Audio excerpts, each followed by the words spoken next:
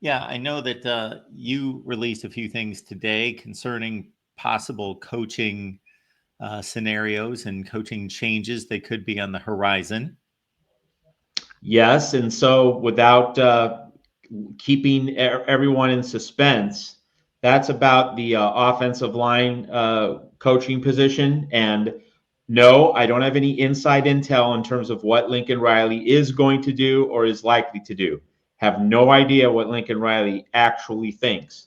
But I'm on record. I'm on record saying he needs to fire Josh Henson unless there's like a gold rush on the trail. Like we know that he's going to bag a couple 5 stars. We know he's going to get a premium offensive tackle in the transfer portal, whether it's in December or in May. Unless a gold rush is coming, and Lincoln Riley would obviously know on the ground whether that's a reasonable scenario or not. Unless a gold rush is coming, Josh Henson needs to go. And I wrote weeks ago, this is not just today, but I wrote weeks ago at Trojans Wire that Josh Henson is basically in the Alex Grinch zone. And what I mean by that is, we have our masks off moment, right? Like we've gone far enough down the road, we've given him enough chances, had enough games, seen enough scenarios to realize this is not the best USC can do at that position on the coaching staff. Like we went far enough down the road with Alex Grinch, it became apparent this is not the best USC can do, not even close. And Lincoln Riley did, fire Grinch a couple weeks before the end of last season, of the 2023 season. I'm not saying that Lincoln Riley should fire Josh Henson now. Might as well see this thing out through the Notre Dame game. But I am saying USC can do better. And USC's not paying assistant coaches to be okay, maybe slightly above average. I do think that if you're grading the USC offensive line for the whole season, the whole 2024 season, the highest grade you could possibly arrive at, right? The highest grade, the ceiling for this team for this group, based on what we've seen through 10 games, is a B minus. And I think that's being a little generous. I would probably land on a C plus. But like the highest grade you could give is a B minus. And you don't come to USC to get a B minus, not as a coach, not as a program. And so there needs to be something better. And so to just fill in the final piece of my article, but you can go read it at Trojans Wire to get all the details. But the final piece of the puzzle is this: Sam Pittman, Arkansas head coach, finally on the hot seat, on the fence. And which way is this going to go? We don't know. I don't know. I'm not making any predictions. But I will say that the outcome of the Arkansas-Missouri game, the Battle of the Ozarks, that could tip the needle one way or the other. If Arkansas wins, Pittman might be able to get another season in Fayetteville. If he loses, decent chance that he's not around for 2025. And so, if you know your Sam Pittman, if you know his biography, his story, where did he coach 7 years ago? He was Kirby Smart's offensive line coach at Georgia when Georgia got to the national title game in Atlanta, led Alabama late in regulation, led Alabama in overtime before 2nd and 26. So Sam Pittman got Kirby Smart in Georgia this close to a national championship with elite offensive line coaching and development. He can recruit the South. So if I'm a USC fan, and I am, and some people think I'm not, but really, again, my dad went there. I want this program to succeed.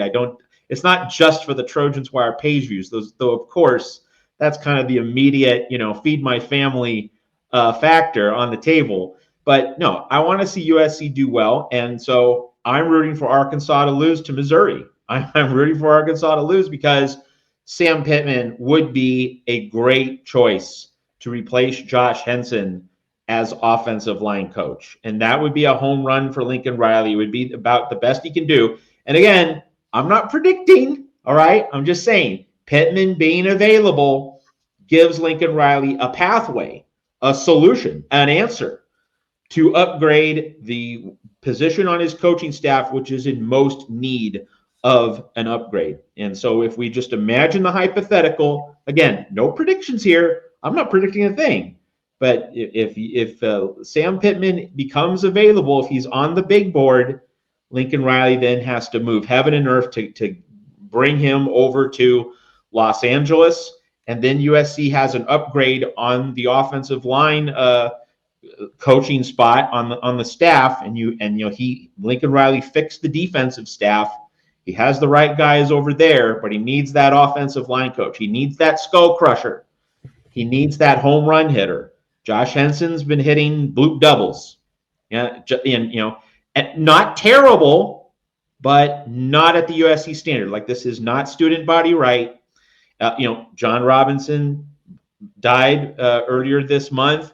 This is not 1978, 1979 John Robinson USC offensive line coached by Hudson Houck, arguably the greatest offensive line coach ever in history. Like, there are a few others that belong on the Mount Rushmore of offensive line coaches, but Hudson Houck is one of them.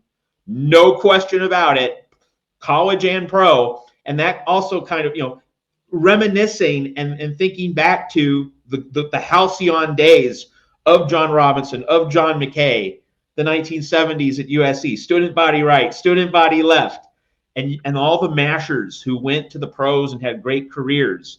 Bruce Matthews, Keith Van Horn, Roy Foster, Anthony Munoz, the list just goes on. Brad Buddy, the list goes on and on and on and on and on. USC's nowhere close to that standard right now.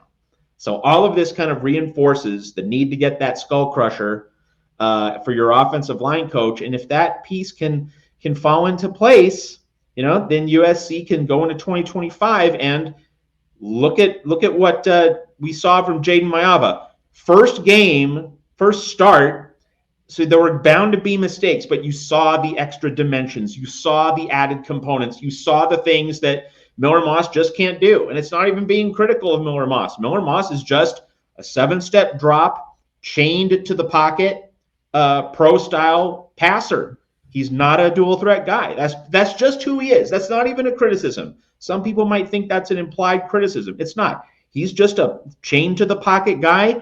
Jaden Maiva, he can do your RPOs. He can do your option plays. He can get outside the hash marks and not only make plays, but just the possibility that he'll run. Set up some specific extra plays in the Lincoln Riley playbook against Nebraska that those plays are just not in the Miller Moss playbook. So just Maiva, just by being on the field, opens up new doors for the USC offense. You get the versatility, you get the variety, you get just an extra package of plays in addition to the base package for the Lincoln Riley system. You just have so many more avenues to gain yards, score, make defenses guess. And so if you get an elite offensive line coach with Maiva next year, with the added versatility, added depth in the offense, just the possibilities expand for Lincoln Riley at USC, and you can get that offense back to the Lincoln Riley standard. And USC won over Nebraska, and that's great, but 28 points. And USC has been hitting 28, 29, 30 points a lot this season. It has not been getting north of 30 points most of the time. And so that is definitely below the Lincoln Riley standard. And it's just a shame that we didn't have the Caleb Williams offense with this Danton Lynn defense. And my goodness, as we switched from offense to defense, this defense allowed just 13 points to Nebraska.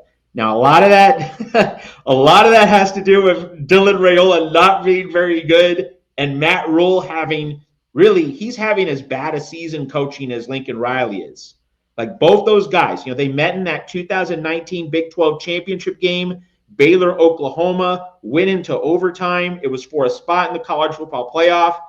I'm sure when you watch that game, Mark, and when all of you watch that game, folks, here at the Voice of College Football, you had to be sitting there 5 years ago thinking, whoa, Matt Rule and Lincoln Riley, they're going to be owning this sport for a long time to come. Young guys, whole future ahead of them. They clearly have their stuff together. They're going to be regularly cranking out winners wherever they are, wherever they coach. And yet on Saturday, Lincoln Riley and Matt Rule both coached very poorly. Lincoln Riley had some extra plays for Jaden Maiva, but USC was sloppy. USC was undisciplined. It was a ragged, ugly game. USC got very lucky on a couple of pinball catches that went off the helmets of Nebraska defenders. It was not a well-played game. And so the downfall of both Lincoln Riley and Matt Rule has been impossible to ignore. But circling back to this USC defense, all these guys out, so many important top players banged up, and yet this USC MASH unit of a defense holds Nebraska's offense to 13 points. 7 Nebraska points came on a pick 6. So this MASH unit USC defense holds an opposing offense to just 13 points. I mean, Danton Lynn continues to impress amid all the problems surrounding USC, all the failures of Lincoln Riley. So you get a healthy defense. You get Sam Pittman in as offensive line coach with a Jaden Maiva offense in 2025. You can work with that. You can do something with that. Like, the ceiling should rise for the offense. The ceiling should rise for the offensive line. And if the defense can get depth and have better injury luck than what we saw this year, you can see USC making its way back. But obviously, that's a lot of ifs and a lot of things that have to fall into place. So to bring it all the way back, I have no idea what's going to happen with Sam Pittman and Arkansas. But if you're a USC fan, you want Pittman to be available on that big board so that Lincoln Riley at least has the chance to go get him. That's bringing everything full circle here at the Voice of College Football.